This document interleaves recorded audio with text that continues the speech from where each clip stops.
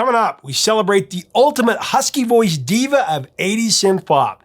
Though her first duo was short-lived, it brought about a seminal catalog of wondrous hits that we still hear today, classics. Her solo career was also one for the ages. Up next, we're going to count down her 5 greatest songs, coming up on Professor of Rock, brought to you by Zenni Eyewear. Hey music junkies, Professor of Rock, always here to celebrate the greatest artists and the greatest songs of all time. If you believe what Nietzsche said is true, without music, life would be a mistake. You're going to want to subscribe below, be a part of this community where we celebrate the best of music, the best of the rock era. Hit the bell so you never miss out on our daily content. Now for more content and behind the scenes footage, check us out on Patreon. Hit the link below, you won't regret it. Now despite massive success in her native United Kingdom and other parts of Europe, Alison Moyet is far from a household name here in America. She's had 9 top 30 singles and 5 top 5 solo hits in the UK, not to mention the multitude of fans that adored her as one of the first new wave dance divas. As the lead singer of Yazoo, or Yaz as they were known in the US, with synthesizer virtuoso Vince Clarke of Erasure and ex-Depeche Mode fame. Alison Moyet has only had 1 top 40 hit in America, but needs to be recognized, or if you're just discovering her, brought to light as one of the truly great singers of the rock era. Alison Moyet has a gifted tonal range with a huskiness and gritty power that she retains with remarkable control and vibrato. She has the unique ability to adapt her voice to different sentiments and genres.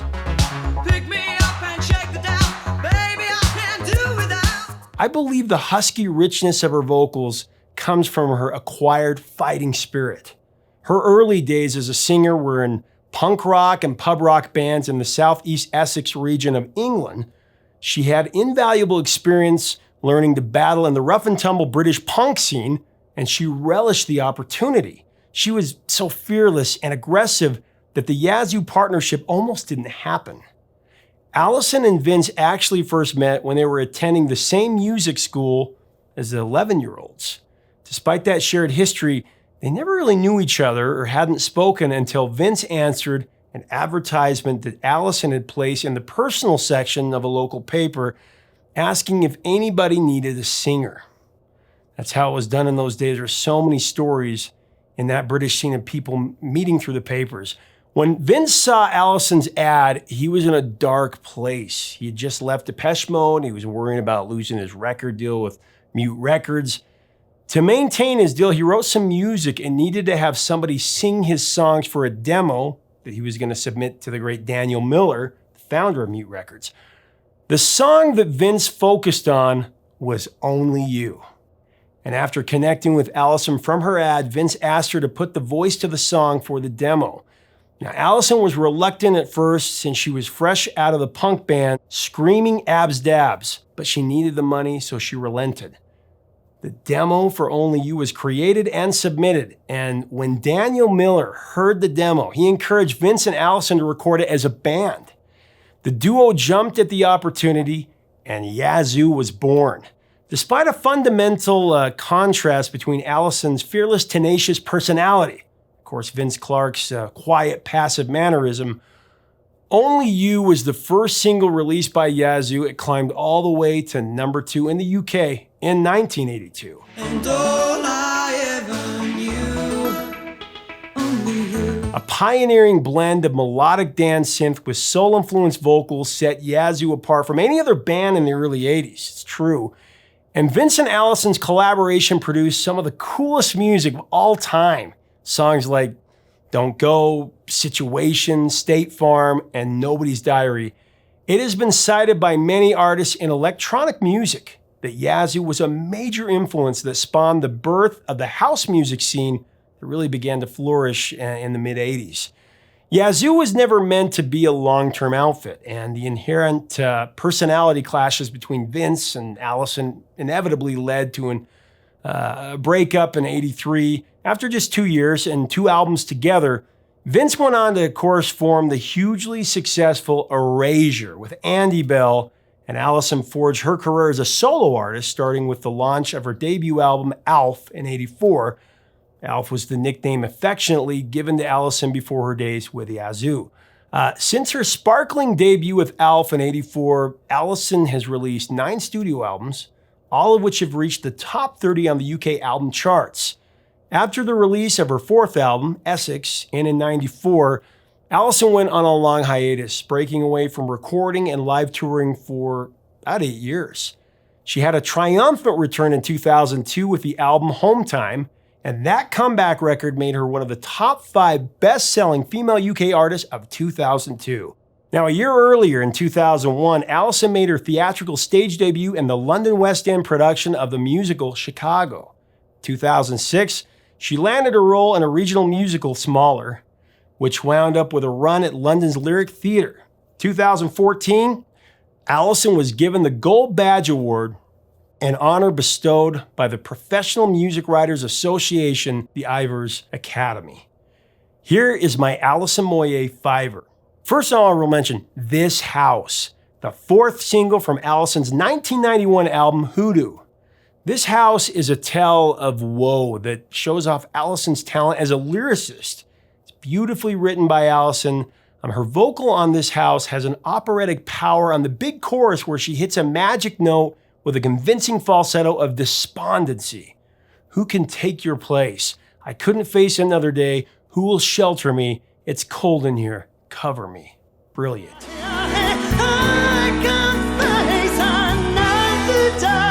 Number 5, Situation with Yazoo, or Yaz as they were known in America. Situation was actually the B-side to Yazoo's debut single, Only You. It was released as a single in America and peaked at number 73 on the Hot 100. However, it went to number 1 on the Hot Dance Club chart and even placed in the Black Singles chart at number 31. Don't mess around. You bring me down. It had a brilliant Vince Clarke synth hook with Alison Moyet's unforgettable laughter that was used throughout. It has been sampled dozens of times by other songs, including the global sensation Macarena.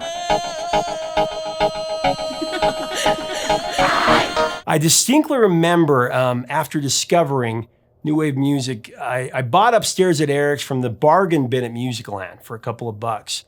I don't know if you remember this, but back when the cassettes had that sticker that said the nice price on it, might have been the best $1.99 I spent for this song alone.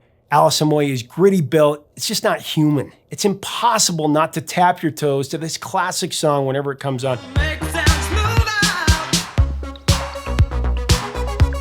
I love the bass synth that comes in when you swear that the song is over. So good. Number 4, That Old Devil Called Love.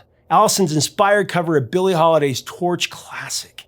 Following the success of the Alf album, Alison's record company wanted her to release a 4th single from the record, but she preferred giving the fans something new. So she recorded That Old Devil Called Love and made that her first single after Alf. Quite an experience. Considering that Alison was at one time a singer in a punk band, the decision to do a record, a jazz ballad, was a left-field move, especially making a standard from Billie Holiday, one of the all-time greats. But Alison not only pulls it off, she soars with a moving rendition of That Old Devil Called Love. Telling me that I'm the lucky one again. Another demonstration of her unlimited capacity. The bold move actually worked out as Alison's version of That Old Devil Called Love shot straight to number 2 in the UK. It went to number 2 in Ireland. It went to number 1 in New Zealand in '85. It's just a great song. Number 3, Don't Go by Yazoo, the second single from the seminal aforementioned synth-pop extravaganza, Upstairs at Eric's. It was a number 3 pop hit in the UK. It reached number 1 in Belgium, and it topped the Billboard Dance Chart in '82. With forceful desperation, Alison Moyet delivers a commanding vocal with her full-throttle, soulful intensity on Don't Go, Can't Stop Now, Don't You Know I Ain't Ever Gonna Let You Go, Don't Go. Brilliant. Alison's execution on Don't Go just exemplifies another facet of what makes her such a special vocalist and why Yazoo was so impactful. I Can't really think of any other singer that can sing with that kind of ferocity over a synthesizer music bed as Alison Moyet can. Truly, I mean, Erasure's Andy Bell is close, but in all honesty, he sounds like Alison. And even though he's a male vocalist, he doesn't have Alison's guttural depth. Andy has more range, I think, but Alison has more grit. Both are phenomenal. Number 2, from 1984, Invisible. The third single released from the Alf album, Alison's only top 40 hit in America. Now, legendary lyricist Lamont Dozier wrote the song specifically for Alison about a lover so scorned, she may as well not even exist. Alison exudes the mood of the song perfectly in her delivery and honesty, convincing authenticity. Invisible peaked at number 31 on the Billboard Hot 100. That gave Alison her lone American pop hit in the USA, which boggles my mind to this day. I mean, Lamont Dozier, who wrote all those great Motown hits for the Supremes and the Four Tops, and Alison Moyet. Now, it did hit the top 10 in several European countries, and it reached number 9 in Canada. It's a brilliant song. And number 1, the live performance of Only You, a bonus track from the deluxe reissue edition of Alison's album Voice that was released in 2015. This version of the Vince Clarke composed ballad is a stripped-down production with a gentle caressing of the piano and a wispy string section that effectively puts the spotlight solely on the breathtaking voice of Alison Moyet.